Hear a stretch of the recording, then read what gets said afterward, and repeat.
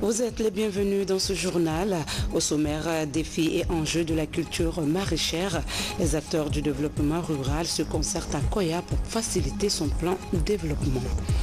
Également, dans cette édition, on parlera des acquis de la République après 60 ans d'indépendance et son rôle dans la décolonisation des pays africains. Une rencontre signée Arma Tanguini. On finira cette édition par des pas de danse de la Mamaya organisée à Gekedou à l'occasion des festivités de fin d'année, une façon de préserver l'unité nationale.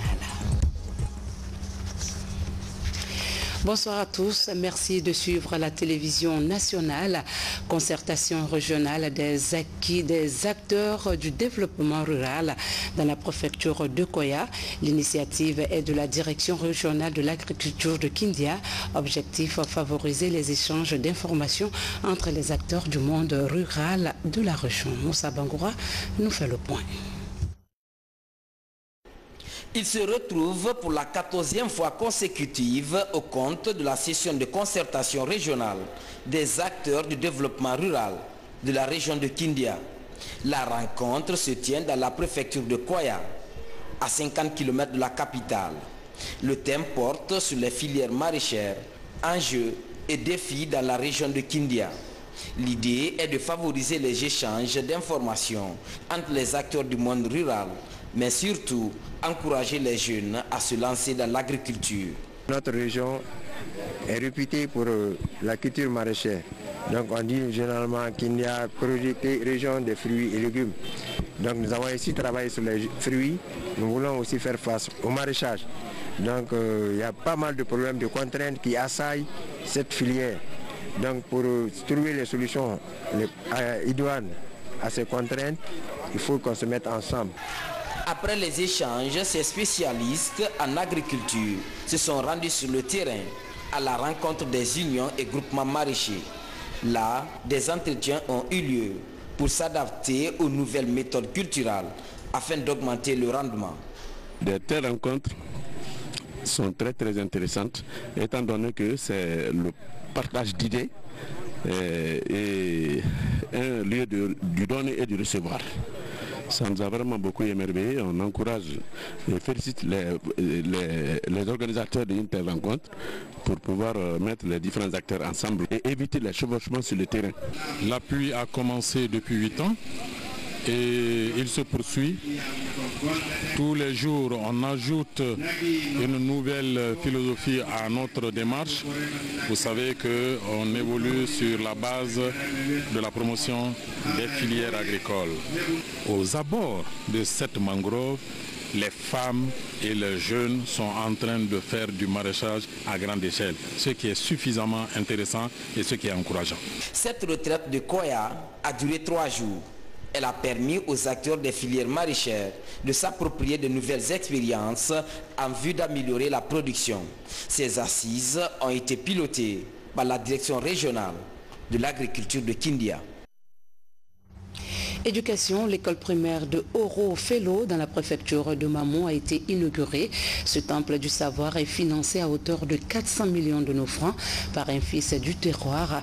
Les autorités locales ont reçu les clés de ces infrastructures en présence des parents d'élèves. Mamadou Paté Baldé est notre correspondant basé dans la région de Mamon. Le quartier Orefelo est l'un des quartiers populeux de la commune urbaine de Mamou. Vieille de 57 ans, l'école primaire de ce quartier vient d'être rénovée et équipée par un fils du tiroir au nom de l'amicale des anciens élèves et sympathisants dont il est membre. Il a déboursé près de 400 millions de francs guinéens. Ces infrastructures flambant neuves viennent à point nommé. Ce qui est primordial, le plus important, c'est l'éducation, la formation des récipiendaires, c'est-à-dire les enfants. C'est pourquoi je sollicite auprès des autorités scolaires, des encadreurs, la formation continue du personnel enseignant et la dotation des écoles de fournitures scolaires. Composé de 13 salles de classe pour un effectif de 752 élèves, dont 342 filles, avec 15 groupes pédagogiques, l'école primaire dispose d'une administration générale, d'une salle de conférence, des bureaux pour l'APAE et pour le directeur de l'école et 2 blocs de latrines pour hommes et femmes. Nous avons aujourd'hui la meilleure école primaire de la région administrative de Mamou. C'est une fierté. Je pense que c'est ce qu'on peut faire pour sa communauté.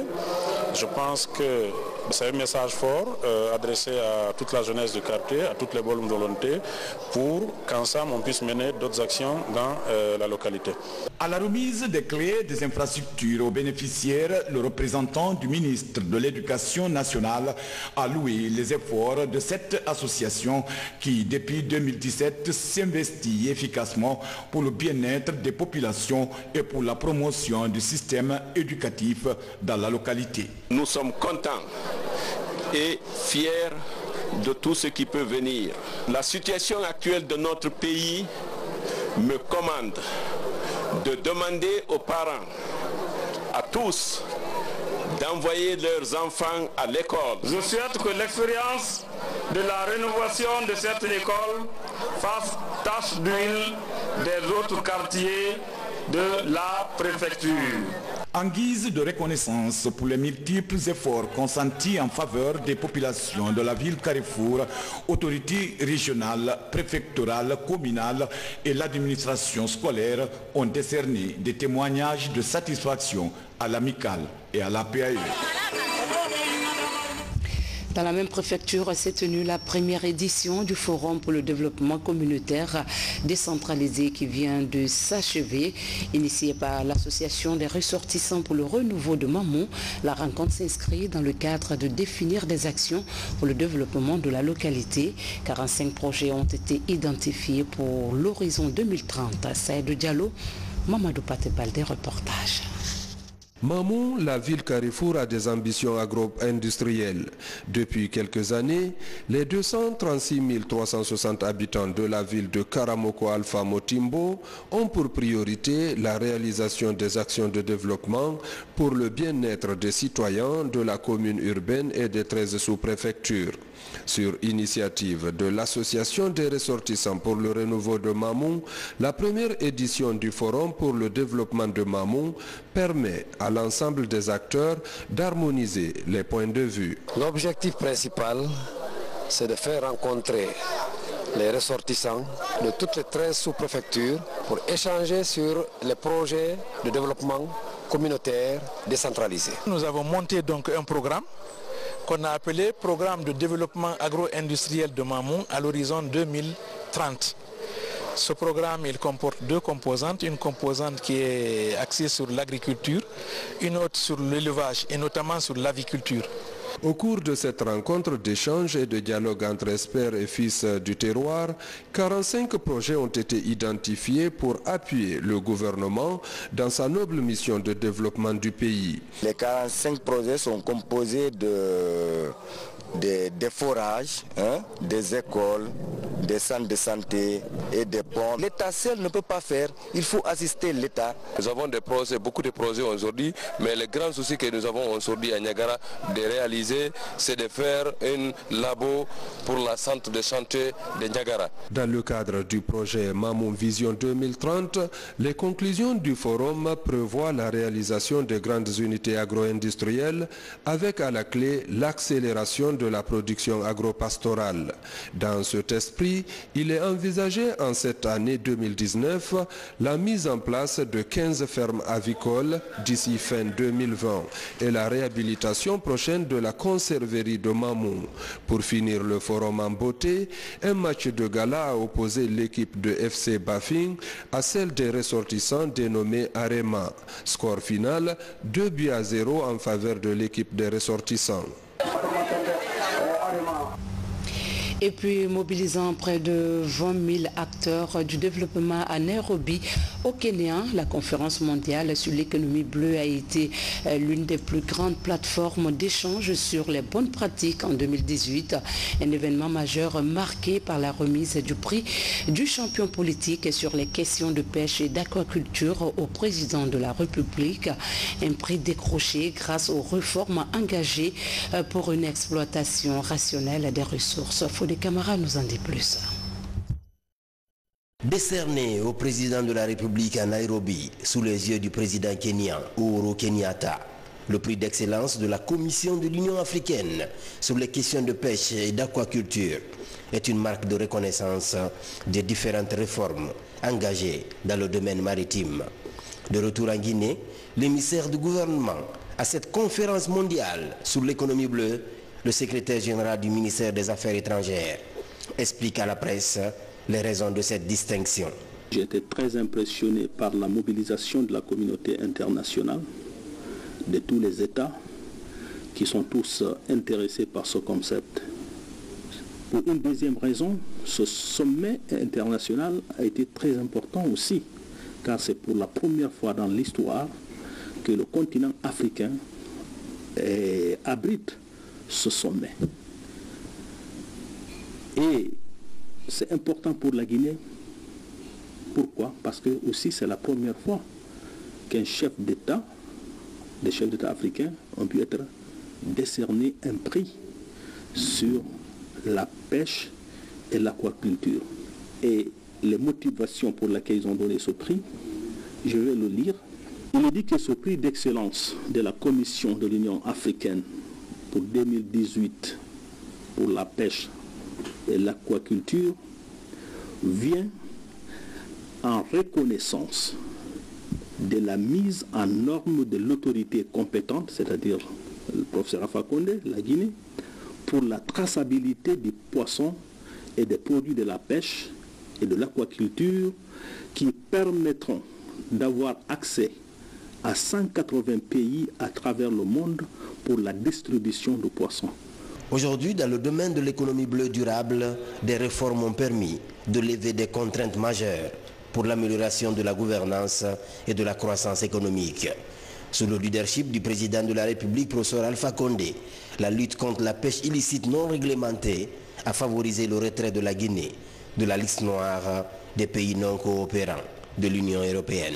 Aujourd'hui, la Guinée est bien outillée pour surveiller à travers les satellites tout navire qui s'introduirait frauduleusement dans nos eaux territoriales, dans notre zone économique exclusive, pour pêcher illégalement. On pourra être facilement interpellé et nos gardes sont équipés pour pouvoir aujourd'hui lutter contre tous ces pêcheurs illégaux qui viennent frauduleusement prendre nos poissons et aller les vendre ailleurs. Autre acquis et non des moindres, l'amélioration du cadre juridique par l'élaboration de la politique nationale des pêches conformément à l'esprit de la politique de pêche de l'Union africaine et des autres instruments internationaux. On en vient à la page religion, retour en Guinée de 500 imams et prédicateurs guinéens en formation au Maroc. Ils ont été formés dans plusieurs domaines de la vie active, entre autres la législation et la jurisprudence en islam. Un retour qui sera mis à profit pour véhiculer des messages de paix et de cohésion sociale. Aboubakar Diaby nous signe ce reportage. La troisième promotion des 500 imams et prédicateurs guinéens formés au Maroc est de retour au Bercail. Ils sont au nombre de 100, dont 20 femmes, à approfondir leurs connaissances en islam au royaume chérifien pendant 2 ans. Ces jeunes imams et prédicateurs ont eu droit à une formation de qualité dans plusieurs domaines de la vie courante. Nous avons suivi tant de formations qui sont non seulement liées à l'islam, mais à la vie scientifique aussi. Nous avons appris là-bas la charia islamia, disons en bref la théologie islamique, tant d'autres formations telles que l'informatique en français et en arabe, la communication la communication dans la vie professionnelle. Nous sommes entièrement disponibles pour servir notre pays et nous sommes très heureux d'avoir acquis toute cette formation. J'ai étudié ici, mais quand je suis allée là-bas, alhamdoulilah, je n'ai pas eu beaucoup de difficultés à rencontrer. Ça a été facile pour moi. J'étais comme tout le monde, comme les Marocains, parce que la formation elle est presque pareille, quoi. Cette rencontre relance les contacts entre ces jeunes imams et leaders religieux du pays. Une occasion pour le secrétariat général aux affaires religieuses d'inviter ces nouveaux imams et prédicateurs à collaborer étroitement avec les anciens pour le rayonnement de l'islam en Guinée. On a saisi cette occasion pour le recevoir et pour présenter les félicitations et l'encouragement du chef de l'État et le gouvernement, en le conseillant que pour exercer ce qu'ils ont pris là-bas comme connaissance, il faut avoir la patience, tolérance, et il faut voir la sagesse aussi pour comporter avec les anciens imams qui sont là. À l'issue de cette rencontre, ces nouveaux imams et prédicateurs guinéens formés au royaume chérifien ont également apprécié les conditions de vie et d'études au Maroc. Cette initiative du roi Mohamed VI vise à promouvoir l'islam axé sur le respect mutuel et la tolérance. Après la célébration du 60e anniversaire de notre indépendance, les initiatives se multiplient pour expliquer les acquis de la République de Guinée. Au jardin du 2 octobre de Conakry, les 60 ans de souveraineté du pays et son rôle dans la décolonisation des pays africains étaient au centre des débats entre témoins de l'indépendance, historiens, écrivains et étudiants. Une rencontre initiée par l'Harmattan Guinée pour rafraîchir la mémoire collective. Compte rendu Djamoukaba. Les 60 ans de l'indépendance de la Guinée marquent encore les esprits. 3 mois après la célébration au stade du 28 septembre, des échanges se développent pour consolider les acquis de cette souveraineté. Au point de lecture du jardin du 2 octobre, une page chronologique de l'histoire du pays est ouverte pour revisiter les moments les plus marquants de la marche du peuple de Guinée.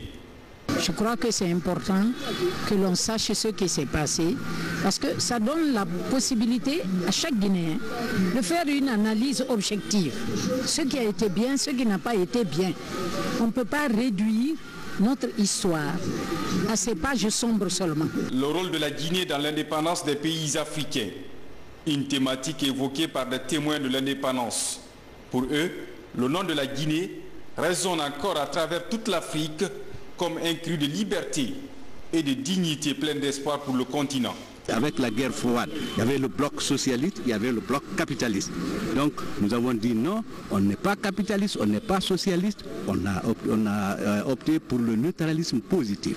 Et dans ça maintenant, Sékou Touré a pu avoir, n'est-ce pas, son ami Kwame Nkrumah du Ghana pour pouvoir créer l'Union Ghana-Guinée en 1959. Et avec ces 2 hommes d'État, ils ont réussi à convaincre encore les autres États africains pour que l'année 1960 soit l'année des indépendances africaines. Les 60 prochaines années de notre pays sont aussi abordées pour une participation active de la génération actuelle et future au développement de la Guinée. Parmi les perspectives, l'éducation pour assurer un avenir meilleur des jeunes. Les mots de la Guinée peuvent être résumés en 3 points. Le premier point, c'est l'éducation avec un grand E. Le deuxième point, c'est l'éducation avec un grand E. Et le troisième point, c'est l'éducation avec un grand E. Je crois que si on a compris ça et qu'on veut être un acteur politique ou simplement un acteur de la société civile qui veut agir sur son environnement, je crois qu'on peut déjà commencer à peut-être poser des actes. La lecture est très importante, pas seulement à les écoles tendance, mais aussi à l'école de Soudigné. Parce que l'école de Soudigné en Guinée, il y a une seule école a été créé depuis 1964 pour la fondation de la ville de Sogo. Mais en plus, la lecture, parce que sans la lecture, ça ne sera pas facile. Pour les élèves à bien étudier, ils ont souvent besoin d'étudier bien aussi. Ils ont besoin de matériel comme les livres, les choses importantes. Au cours de cette rencontre, des documents sur les différents sujets sont présentés. Ils seront capitalisés par l'Harmattan Guinée pour élaborer un livre sur la Guinée. Un livre qui sera publié au compte de la 11e édition des 72 heures du livre pour instaurer les bonnes pratiques collectives et corriger la carence de l'enseignement de l'histoire de la Guinée. L'événement est prévu pour le mois d'avril prochain. Autre sujet d'actualité, le parti au pouvoir soutient l'organisation des festivités du Nouvel An dans les 5 communes de la capitale. Une manière de formuler ses vœux à l'endroit de la population. L'objectif vise à entamer l'année 2019 dans l'allégresse. Pour la circonstance, des cadres du parti ont sillonné 4 communes pour s'enquérir du bon déroulement des différentes organisations mises en place. Le tout sera couronné le week-end prochain dans la commune de Kaloum. Reportage Mikini Moussa Kamara dans un commentaire de Mamadou Salioba. Conakry s'anime de plus en plus depuis le début de l'année 2019. Des cérémonies de réjouissance sont organisées dans les 5 communes de la capitale. Elles sont entièrement offertes par le parti au pouvoir. Ce geste a permis aux populations, particulièrement la couche juvénile, de bien commencer l'année. Le poste Alpha Condé, c'est un président qui pense vraiment à l'épanouissement de la jeunesse et qui pense vraiment l'avenir de la jeunesse guinéenne. Ma réaction, c'est un sentiment de satisfaction, un sentiment de joie, parce que grâce au président Alpha Condé, la jeunesse du RPG Arc-en-Ciel a l'occasion de se rassembler et pour fêter, pour accueillir la nouvelle année. Donc c'est un sentiment de joie qui m'anime. Aujourd'hui, cela prouve que la jeunesse s'engagera derrière le président Alpha Condé. C'est à Ratoma que le coup d'envoi de ces soirées a été lancé par les représentants du parti. Après Ratoma, c'est Dixine qui a suivi. Partout, les populations se sont mobilisées pour vivre la fête. À Matam, la prestation des artistes comme Wassaba, les jumeaux d'Amaro et Balakante, fils du célèbre Mori Kanté, ont marqué les esprits. À l'occasion, les œuvres du gouvernement ont été rappelées. Nous n'avons pas prévu de discours, mais nous voulons simplement rappeler deux choses. Notre leader emblématique, le bâtisseur, le professeur Alpha Condé, a nourri des idées pour la Guinée et aujourd'hui il est en train de les réaliser. C'est une évidence qui crève l'œil. Mais ce combat a été mené avec beaucoup d'autres compagnons. Dans la commune de Matoto, le quartier Gbessia a constitué la 4e et dernière étape de la soirée. Le vendredi prochain, la commune de Kaloum va boucler le chapitre des festivités. Toujours dans l'ambiance du réveillon, Guékédou fête le nouvel an en beauté. La ville a vibré au rythme d'une série d'activités sportives et culturelles. La population a été égayée par plusieurs prestations. Yaya Silla. À Guékédou, l'accueil de Nouvel An a été marqué par de grandes manifestations sportives et culturelles organisées par l'association l'INAPLA.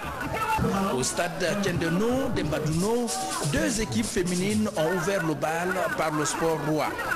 Des femmes du 3e âge qui, au nom de la cohésion sociale, ont accepté de mouiller le maillot sous les applaudissements d'un public acquis à la cause de la paix et de l'unité nationale.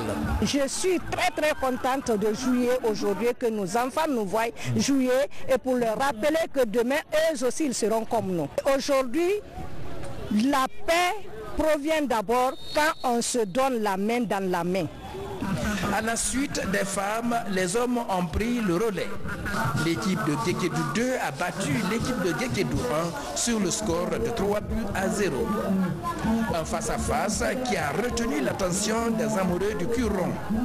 Cette retrouvaille de grande envergure a été dédiée à feu Maman Joséphine Koumba Soswandoulo Sobé, dite Anka, une des icônes du combat pour la paix et le vivre ensemble de la préfecture.